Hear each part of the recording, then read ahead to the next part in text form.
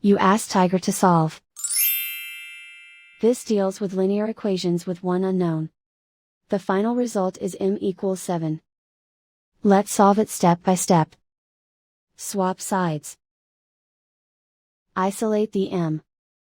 Multiply both sides by inverse fraction 7 over negative 15.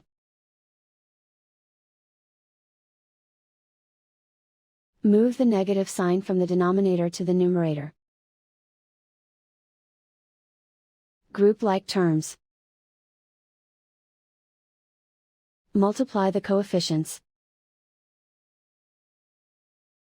Simplify the arithmetic.